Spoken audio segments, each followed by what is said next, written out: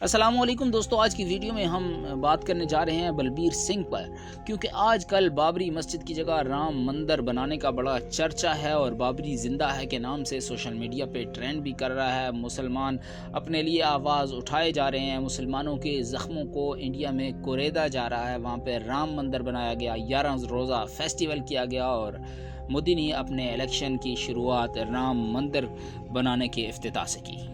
مسجد ڈھانے والوں میں بلبیر سنگھ نامی ایک شخص شامل تھا، جو کہ بابری مسجد کے گنبد پر بھی چڑھا تھا اور وہاں پہ ہتھوڑا بھی چلایا تھا۔ یہ 1992 کی بات ہے، جو وزیر اعظم موڈی اس وقت گجرات کا قاتل اعلیٰ ہوا کرتا تھا۔ باقاعدہ ایک مسجد کے خلاف فضا بنا کر مسجد کو گرا دیا گیا، اس کے لیے بلوائی اکٹھے کیے گئے اور یہ بلبیر بھی ان میں شامل ہو گیا۔ بلبیر کہتا ہے کہ مسجد توڑے جانے کے بعد مجھے بے چینی سی ہونے لگی اور ذاتی زندگی سے سکون ختم ہو گیا۔ بلبیر سکھ ہونے کے باوجود سخت گیر ہندوؤں کی نظریاتی تنظیم RSS کے ساتھ بچپن سے وابستہ تھا۔ پھر شیو سینا میں اس نے شمولیت اختیار کر لی۔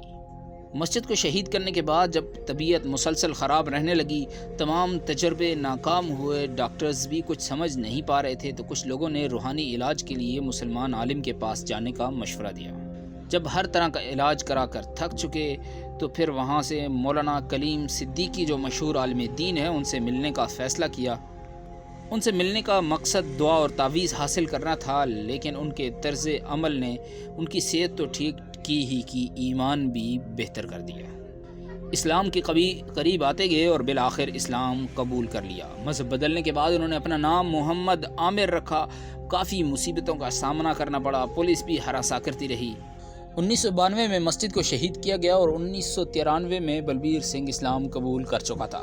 اس نے اپنا نام بدل کر جب محمد عامر رکھا تو اس فعل کے کفارے کے طور پہ 100 مسجد بنانے کا عزم کیا کہ وہ 100 مزید مساجد ملک کے دیگر حصوں میں تعمیر کرے گا اور اپنے فعل کا، جو اس نے بابری مسجد کے انہدام میں شرکت کر کے گناہ کیا تھا، اس کا کفارہ ادا کرے گا۔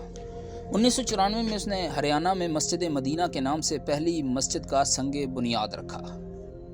ان کا آبائی علاقہ ریاست ہریانہ کا پانی پت تھا اور ان کے بارے میں یہی بتایا جاتا تھا کہ انہوں نے ہریانہ کی روہتک یونیورسٹی سے 3 مضامین تاریخ، سیاسیات اور انگریزی میں ماسٹر ڈگری حاصل کی ہے۔ پھر یہ ہریانہ سے حیدرآباد دکن منتقل ہو گئے اور پرانے شہر کے حافظ بابا نگر میں مقیم رہے۔ 2019 سے بابری مسجد کے انہدام کی برسی کے موقع پر حیدرآباد کے علاقے بالاپور میں مسجد رحیمہ کے نام سے 59ویں مسجد کی تعمیر کا آغاز انہوں نے کر دیا تھا۔ خود تالاب کٹا کے علاقے میں رہتے تھے، جہاں ان کا بیشتر وقت مسجد حضرت قبلہ میں گزرتا تھا۔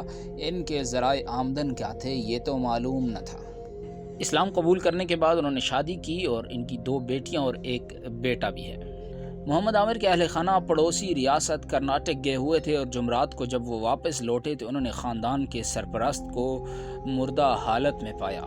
ان کی بظاہر موت کی وجہ حرکت قلب بند ہونا لگ رہا ہے۔ پولیس نے تحقیقات شروع کی اور پھر فائل سرد خانے میں چلی گئی۔ جولائی 2021 میں یہ وفات پا گئے اور جنوری 2024 میں مودی نے رام مندر بنانے کا اعلان کر دیا۔ ہندوستان کے مسلمان بزور طاقت شاید کچھ نہ کر پائیں اس معاملے پر، لیکن ان کے لیے بھی بلبیر سنگھ کی ایک واضح مثال موجود ہے۔ محمد عامر بن کے انہوں نے جو قائم کی کہ وہ ایک بابری مسجد کے جواب میں ہزاروں بابری مسجدیں کھڑی کر دیں۔ امید کرتے ہیں آپ کو آج کی ہماری ویڈیو انفارمیٹیو لگی ہوگی۔ اس بارے میں اپنی رائے کا اظہار کمنٹ بار میں ضرور کیجیے گا، اور چلتے چلتے اتنی ریکویسٹ کہ چینل سبسکرائب کر کے بیل کے آئیکن کو پریس کرنا مت بھولے گا۔ خدائے پامان۔ اللہ